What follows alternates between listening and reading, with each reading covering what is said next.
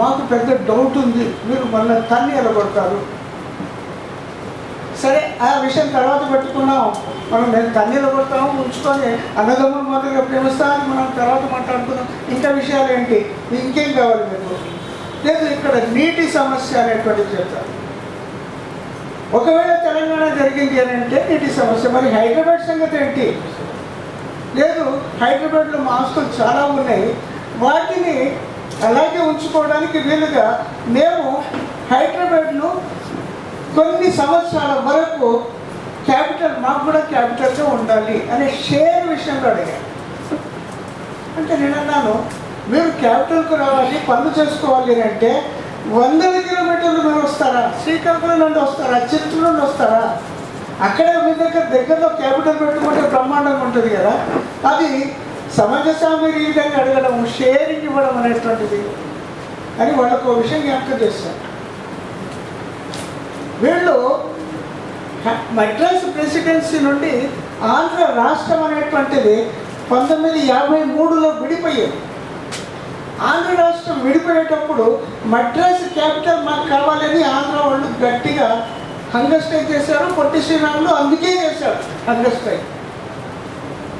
అప్పుడు అడిగారు వాళ్ళు, కనీసం ఒక 5 సంవత్సరాలు మేము ఇక్కడ ఉండడానికి వీలు కల్పించండి అని. అప్పుడు చీఫ్ మినిస్టర్గా రాజగోపాలాచారి గారు మద్రాస్ ప్రెసిడెన్సీ చీఫ్ మినిస్టర్గా ఉండేది. ఆయన అడిగితే, ఒక్క రాత్రి కూడా మేము ఇక్కడ ఉంచాము, మీరంతా కుటీరతత్వంతో వ్యవహరిస్తూ ఉంటారు కాబట్టి ఆ కుటీరతత్వం నేను ఇంకా బర్దాష్ చేసే ప్రసక్తి లేదు, మీరు వెంటనే వెళ్ళిపోండి, ఒక్క రాత్రి కూడా మీరు ఇక్కడ ఉండడానికి వీల్లేదు అనే విషయంలో ఆయన గట్టిగా ఘాటుగా చెప్పాడు. ఆ విషయాన్ని వాళ్ళు గుర్తింపు చేశారు. కాబట్టి మేము ఇది యూనియన్ టెరిటరీగానో షేరింగ్ ఈజ్ క్యాపిటల్ అనో మేము ఉంచదలుచుకోలేదు. ఇది గట్టిగా మన గట్టి వాదనే. అయితే ఏం చేద్దాం, ప్రత్యేక రాష్ట్రానికి క్యాపిటల్గా ఉండాల్సినటువంటి హైదరాబాద్ను అలాగే క్యాపిటల్గా ఉంచుదాము, ఏమాత్రం ఎవరిని కూడా ఇతరులను భాగస్వాములను చెయ్యము అనేటువంటిది మన యొక్క గట్టి వాదన. దానికి తగ్గట్టుగా పని కావాలి. తెలంగాణ మొత్తం 10 జిల్లాల్లో బ్రహ్మాండంగా ఉంది, ఊపు అనేటువంటిది ఉంది. తెలంగాణ ప్రతి ఒక్క పిల్లవాడు కూడా తెలంగాణ వాద విషయంలో గట్టిగా చెప్పడానికి అవకాశం ఉండదు, చెప్తూ ఉన్నాడు కూడా. తెలంగాణ జయ అనేటి ఉండాలి, పొద్దుటి నుండి సాయంత్రం వరకు ఇస్తూనే ఉంటాడు. ఏ చిన్నపిల్లాడిని అడుగు తెలంగాణ జయ అని అంటూ ఉంటాడు. కానీ హైదరాబాద్లో వాతావరణం అనేటువంటి చాలా కఠినంగా ఉంది, చాలా దురదృష్టకరంగా ఉంది. ఇక్కడ ప్రజలు ఎంతమంది బయట వాళ్ళు వచ్చేసేసి ఎన్నిసార్లు ధర్నాలు చేసినప్పటికీ కూడా ఆ ధర్నాలుగా ఉన్నాయి. మహేష్ కొద్దిసేపు ఆగు, తర్వాత ఆ ధర్నాలుగా ఉండవు. ఏదో చేస్తారు, వెళ్ళిపోతూ ఉంటారు. కానీ అసలైనటువంటి ధర్నా చేయాల్సినటువంటి అవసరం ఉన్నది మనకు. అసలు ఇంకో విధంగా ధర్నా అనేటువంటిది కాదు, మనం ఉద్యమమే. ఉద్యమం పొలిటికల్ ఉద్యమం కాదు, ప్రజా ఉద్యమమే. అంత ఉవ్వెత్తున లేపాల్సిందే, అప్పుడే మనం రక్షించుకోగలుగుతాం, లేకుండా అనేటువంటిది ఇది బాగా కనపడుతుంది. అన్ని పార్టీలు కూడా ఇలాగే అంటున్నాయి, అందరం కలిసి ఉద్యమిద్దాము అని అంటారు. కానీ అక్కడ డయాస్పోరా ఉండేది ఒకటి పార్టీ మాత్రం. అందరం కలిసి ఉద్యమం చేద్దామని ప్రజా సంఘాలు కూడా గట్టిగా చెప్తూ ఉన్నాయి. కానీ అక్కడ చూసేది అనేటువంటిది రౌండ్ టేబుల్ కాన్ఫరెన్స్ అయినా ఇప్పుడు శ్యాంప్రసాద్ అన్నట్టుగా ఒక వేదికలాగా ఉంటుంది. ఆ వేదిక దగ్గర అందరు పెద్ద మనుషులు కూర్చొని ఉంటారు, మిగతా వాళ్ళందరూ అతిథులు మాదిరిగా కూర్చొని మాట్లాడుకొని వెళ్ళిపోయేటువంటి వాళ్ళు మా దగ్గరే ఉండి వాళ్ళు ఏదో చెప్పేసి 4 మాటలు చెప్పేసి వెళ్ళిపోవాలనేటువంటి దిశలో పోతూ ఉన్నారు. కానీ ఇవాళ మనం కొన్ని పనులు చేసేది ఉంది, కొంత నిర్ణయాలు తీసుకునేది ఉంది. ఆ నిర్ణయాలు ఏంటంటే ముఖ్యంగా మన హైదరాబాద్ను కాపాడుకోవడానికి కావాల్సినటువంటి నిర్ణయాలు తీసుకోవాల్సినటువంటి అవసరం ఉన్నది. ఎలాగైతే కాపాడుకుందాం, ఇక్కడ చూడండి, ఈ దోపిడీ అనేటువంటి విధంగా ఎంత హారిబుల్గా తయారు చేశారని అంటే, చుట్టుప్రక్కల మన ఏవైతే భూములు అనేటువంటివి ఉన్నాయో చిన్న చిన్న పంటలు పండించుకొని, కూరగాయలు పండించుకొని మన మిరాల మండికి, తర్వాత సబ్జీ మండికి, ఆ తర్వాత మోండా మార్కెట్కు వచ్చేటువంటి వాళ్ళు, కూరగాయలు తీసుకొని వచ్చేటువంటి వాళ్ళు ఇప్పుడు వాటినన్నింటినీ కూడా ఆ వైఎస్ఆర్ పుణ్యమా అని వాటినన్నింటినీ కూడా సెస్సులకు ధారాదత్తం చేసేసారు. లక్షల విలువనేమో చేతుల్లో పెట్టారు, కోట్ల విలువకు బ్రోకర్గా ప్రభుత్వమే బ్రోకర్గా ఉండి అమ్ముకోవడం అనేటువంటి జరిగింది. చివరికి ఇప్పుడు మన కూరగాయలు అనేటువంటి ఎక్కడి నుండి వస్తున్నాయి అంటే తమిళనాడు నుండో బెంగళూరు నుండో వస్తున్నాయి. ఇలాంటి గతి పట్టింది. ఇదే అంటే ఇంకో విధంగా ఇప్పటికి కూడా దోచుకోవడం అనేటువంటిది కంటిన్యూ 50-60 సంవత్సరాల నుండి దోచుకోవడం అనేటువంటిది జరుగుతూనే ఉంది. మనం ఇంకేం లేదు, చూస్తూ నిలబడాల్సినటువంటి కరువు పట్టింది మన ఉద్యమానికి. కాబట్టి దోచుకోవడాన్ని ఆపాలి అని అంటే ప్రత్యేక రాష్ట్రం వెంటనే రావాలి. ప్రత్యేక రాష్ట్రం అంటే ఏంటి? ఊరికే ఏదో వాళ్ళు ఉండడం వీళ్ళు ఉండడం అనేటువంటిది కాదు. ఆ ప్రత్యేక రాష్ట్రం అయితేనే సెక్రటేరియట్లో మన వాళ్ళే పనులు చేస్తారు, డిసిజన్స్ అనేటువంటి మన వాళ్ళే తీసుకుంటారు. ఆ సెక్రటేరియటే కాదు, అసెంబ్లీ కూడా మన తెలంగాణ అసెంబ్లీయే ఉంటుంది. అందరూ ఎమ్మెల్యేలు చక్కటి డిసిజన్స్, తెలంగాణ డెవలప్మెంట్ కావాల్సిన డిసిజన్ తీసుకోవడానికి అవకాశం ఉంటుంది. హైకోర్టులో కూడా మన న్యాయవాదులే ఉంటారు, మన న్యాయాధీశులే ఉంటారు.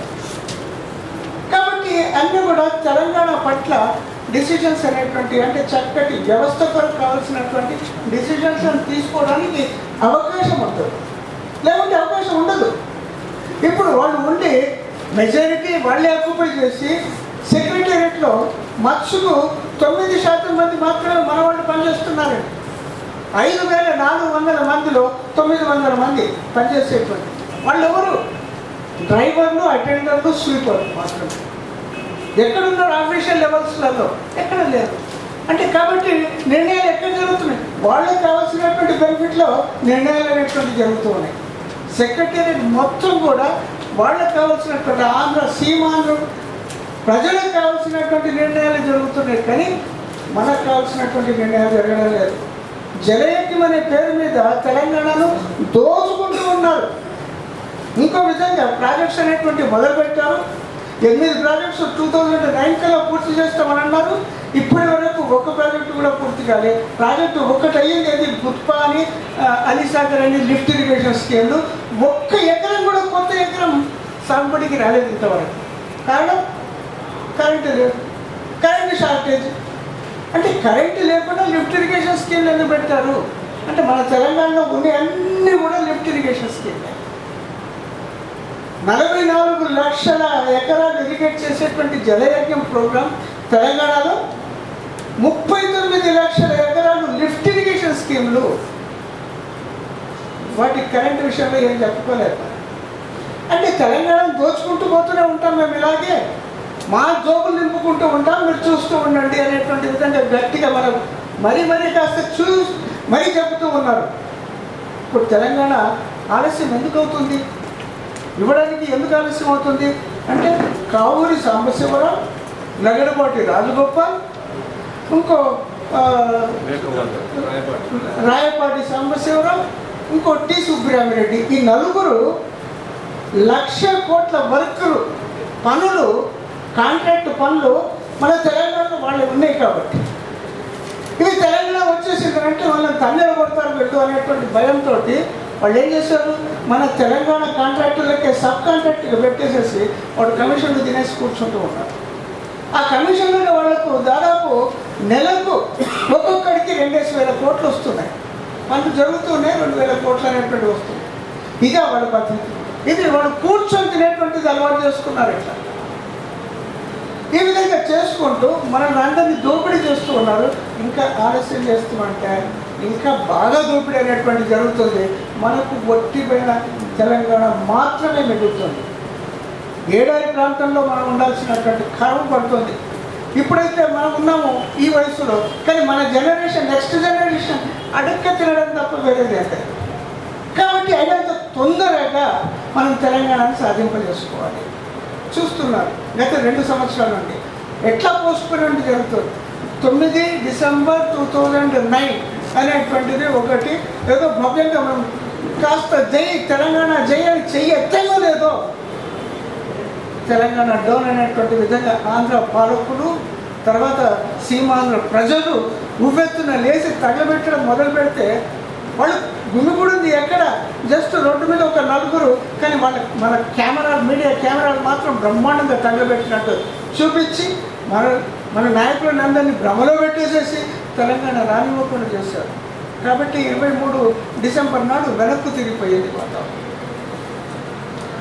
ఇప్పటికి కూడా అదిగో ఆ ఎలక్షన్స్ కాగానే లేదు ఈ ఎలక్షన్స్ కాగానే అనేటువంటి విధంగా గత 2 సంవత్సరాల నుండి మనకు చెప్తూ ఇక ఇస్తాము. బడ్జెట్ సెషన్లో మేము పెట్టబోతూ ఉన్నామని పోయిన బడ్జెట్ సెషన్ అని అన్నారు. ఇంతవరకు బడ్జెట్ సెషన్లో పెట్టలేదు. ఇక ఇప్పుడు ఏమంటున్నారు, వింటర్ సెషన్ లేదు రైనీ సెషన్లో ఏదో డిసిజన్ తీసుకుంటాం. పార్లమెంట్ మొదలయ్యింది, 3-4 రోజుల నుండి జరుగుతుంది. కానీ తెలంగాణ విషయం ఎవరు ఎత్తడం లేదు. ఏ ఆశయం చూపిస్తున్నారంటే లేదు వైస్ ప్రెసిడెంట్ ఎలక్షన్స్ కాగానే మేము ఏదో నిర్ణయాలు తీసుకుంటాం. వైస్ ప్రెసిడెంట్ ఎలక్షన్స్ అయినాయి, వైస్ ప్రెసిడెంట్ కూడా గెలిచాడు. ఇప్పుడు నిర్ణయాలు తీసుకోవడం అనేటువంటిది మళ్ళీ ఇంకా ఆలోచిస్తున్నారు. ఈ సెషన్లో పెట్టాలన్నా లేక మళ్ళీ సెషన్లో పెట్టాలన్నా. కాబట్టి మనమంతా ఒక్కొక్క గ్రూపుకు నాయకులు, మనమంతా మన చేతుల్లో చాలామంది విద్యార్థులే కాదు పెద్దవాళ్ళు కూడా ఉన్నారు.